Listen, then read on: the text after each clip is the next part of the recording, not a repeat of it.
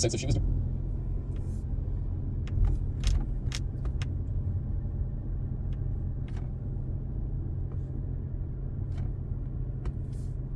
This is 1010 Wins at 92.3 FM. You give us 22 minutes, we'll give you the world. Good afternoon, 64 degrees, clouds at 3:20. I'm Donna Vaughn, and here's what's happening. The latest in the mayor's race as primary day gets closer. One Democrat picks up a key endorsement while the front-runner runs afoul of the campaign finance board. Flames overnight in an apartment building in Harlem. A firefighter is one of more than half a dozen injuries, too critical. Police divers back in the East River today near Roosevelt Island, searching for a missing teenage girl who vanished in the water yesterday.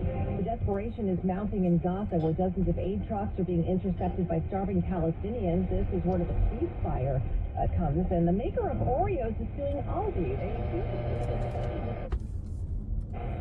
we did that. We talked about the dollar exchange rate didn't collapse. It strengthened because everybody rushed into dollars, valuing their liquidity and safety. Number three, the U.S. government can borrow at lower interest rates than otherwise. Foreigners want to buy U.S. debt. That means the U.S. gets to borrow for cheaper than we would otherwise. It's kind of like the U.S. has this special low-interest credit card that other countries don't have. And we can spend on things like infrastructure and Medicare and the military, even when we don't have that money sitting in the bank. And number four, it gives us a financial weapon to use, hopefully judiciously. The fact that the U.S. dollar is at the center of the global financial system means the U.S. has this unmatched power to sanction other countries. We can stop dollars from flowing to foreign banks. We can freeze or seize their dollar assets, and we do. So to vary four big things that make the dollar's reserve currency status a privilege, an exorbitant privilege. But there have been some economists, including in Trump's orbit, who have argued that the reserve currency status of the dollar is more like a burden. They're focused on the cost of having the dollar as a reserve currency. One effect of your currency being a reserve currency is your currency is stronger than it would be otherwise. In the Trump administration, they're like, a strong dollar is great for U.S. consumers, imports are cheaper, travel abroad is cheaper, but it is not great for exporters, for manufacturing in this country. Another problem with the dollar being the reserve currency, it means every other country is using it for their own purposes. So the U.S. has less control over the dollar's value. And this is really clear during recession, when there's that flight to safety and the dollar strengthens. If you're a business selling stuff to the world and you're struggling because there's a recession, you're actually double struggling because your products are getting more and more expensive abroad. So we ask Barry, how bad is this? Like, if you subtract the downside from the upside, what does that leave us with? Like a lot of squiggles left over or none? There's debate amongst economists. We debate everything, of course. Economists about whether the benefits on net are small, medium-sized, or large. But I think there is a broad-based consensus that we're better off having the dollar playing this exceptional role. So most economists agree we are better off overall. But better off or not, the dollar's status is very gradually central banks have been buying other currencies to at least rely on the dollar less. When the dollar made up 73% of the world's central bank reserves, that was more than 20 years ago. And since then, the dollar's share has been slowly drifting lower and lower. It is now down to 58%. Part of that drift is America's adversaries, they don't really love this role for the dollar. So they've been looking for alternatives. So, okay, if the U.S. dollar were to stop being the world's reserve currency, what happens? Like, if I'm a central bank shopping for a new reserve currency, what are my best options? I ask each bar. This is my little list. China, Europe, Germany, France, question mark, question mark. Oh, I forgot the UK entirely, sorry. Whoops. Japanese yen. And then there are like kind of littler guys, like Australia, South Korea, Canada. And then there's gold and Bitcoin. So that's how like the menu of options to. And the one that also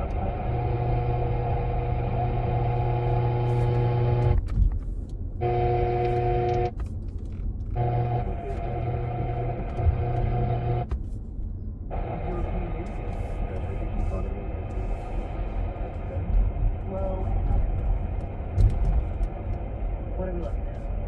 I think this is maybe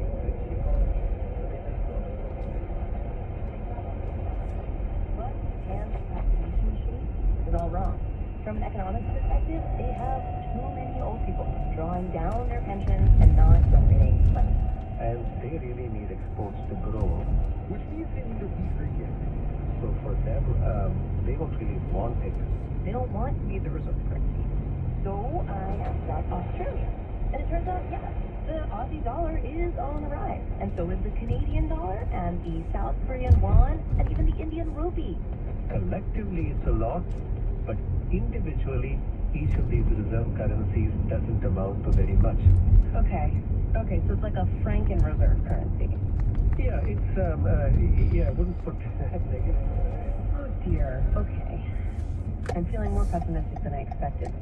But we still had some major contenders to go through, like the euro.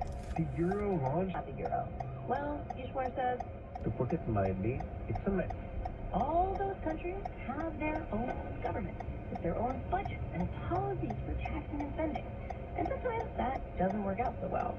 Ishwar remembers the Eurozone debt crisis 15 years ago when suddenly Greece realized its books were not accurate and it did not have the money that it thought it did. In fact, it to get more of the world to use its revenue. Most of China's trade with other countries was still being conducted in US dollars. And the Chinese said, Relationships with other countries. Like in 2010, China, for the first time, traded directly with Russia without converting anything into dollars. Then China started trading directly with Japan. The S&P went from being 0% of global foreign exchange reserves to 2.2%. Not huge. And that percentage has not been growing. people are worried about the Chinese economy and its growth prospects, and they don't necessarily trust the Chinese government. That's probably the biggest impediment for China. Trust. Central bankers reported.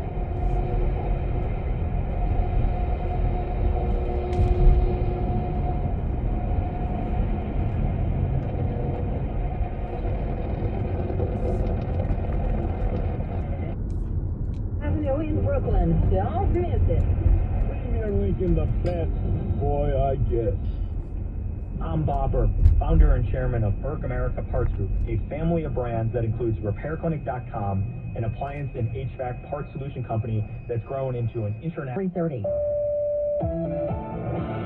Good afternoon. On the show, Kabbalah. Hamas has responded to the latest U.S. ceasefire. From contractors and has been harshly criticized by the United Nations and other aid agencies for being, quote, against. Getting closer to first pitch at Citi Field. Mets and Rockies at 4:10. So the volume is building up on the southbound Whitestone Expressway and the eastbound Grand Central right around Steinway Street. If you're traveling on the eastbound BQE, heading across the LIE and heading over by Queens Boulevard, that's slow. Westbound, you're busy heading towards the Williamsburg. And the Williamsburg Bridge is slow. Entering Manhattan, about mid-span to the Delancey Light, you're going to need that extra time. Brooklyn Bridge, Brooklyn bound, lots of volume there. And the Verrazano Bridge is slow, heading towards Brooklyn. Here's what you need to know. 25-minute unit to George Washington Bridge.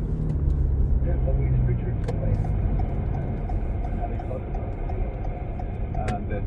That I thought could make a difference, and it sort of turned out that I think because we were enjoying what we were doing, we were sticking our neck out, doing it in a fun way, that suddenly we had a brand that was, perceived as one of the maybe top 10 brands in the world, and that it wasn't something that we planned. It was just something that happened over time. Stick around after the break for How I Built It. News hour. Hundreds of thousands of people with advanced head and neck cancer will live longer. Without their cancer returning, that's thanks to immunotherapy. As clinical trials suggest, we'll hear about that breakthrough coming up here on the BBC News Hour. We go live to London for that at 4 o'clock, and we do hope you'll join us. 67 degrees, continued gusty here this afternoon. Tonight's low 52, clearing over. While running errands and other tasks at progressivecommercial.com. And from the John D. and Catherine T. MacArthur Foundation at mattsounds.org. Hello and welcome to Guy Raz.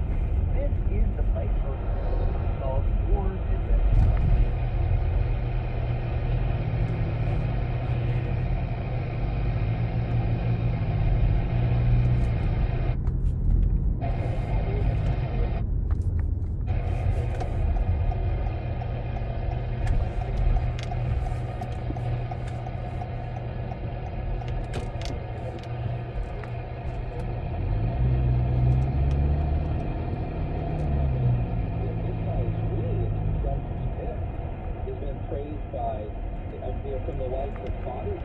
Martin to Carlos Burns.